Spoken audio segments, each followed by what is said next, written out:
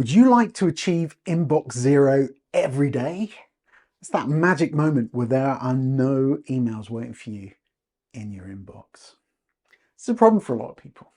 I think certainly when it comes to work, the only time most people are going to see a clear inbox is the day they start, and if there's been some sort of IT problem.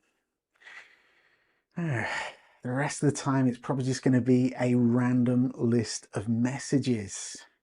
You're going to get important things you need to do, and then you're going to be given things that people thought were funny. You might be invited out to lunch. You might be CC'd in things people somehow thought you'd find interesting. And then there are important procedural changes that not totally important, but you can't just delete it right away. Let's find a better way of working. Let's get to a point where we avoid this, because all the coloured flags in the world aren't going to help us. See, the problem is when we're in the zone, when we're deeply working, just looking at this is going to stress us out. It's going to distract us. We're going to take time to work out where we are and what needs doing. So what I'm going to show you now can change that.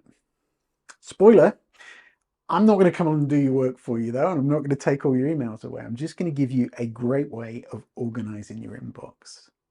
We can create things called email action folders.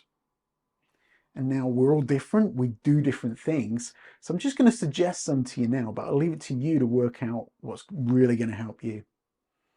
First one I create is something called @action. Now I put the @ symbol in there, so it comes at the top of any alphabetical lists. And these are the things you need to do. If you can't do it immediately, it goes in that folder.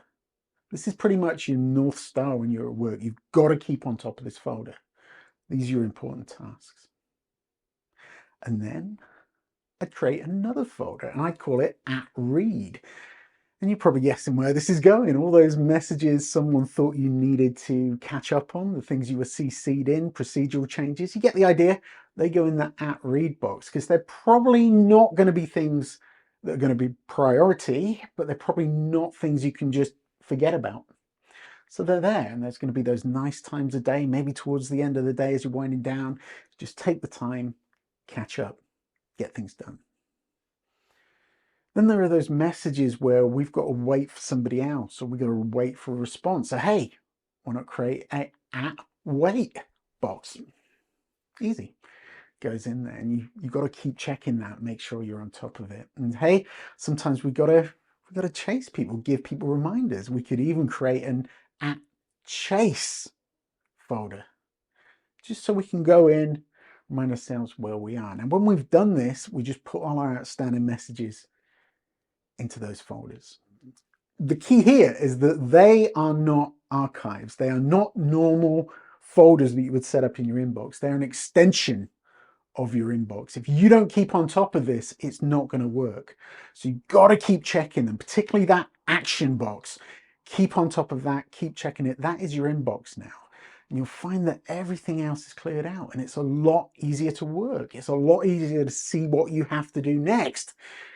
So let's go straight into 3 easy things you can do right now. Create email action folders. Put all your messages in them, and then just keep on top of it. And you'll be rewarded. It's going to make life a lot easier. And I really hope it helps. So yeah, thank you. And I'll see you soon. Appreciate it.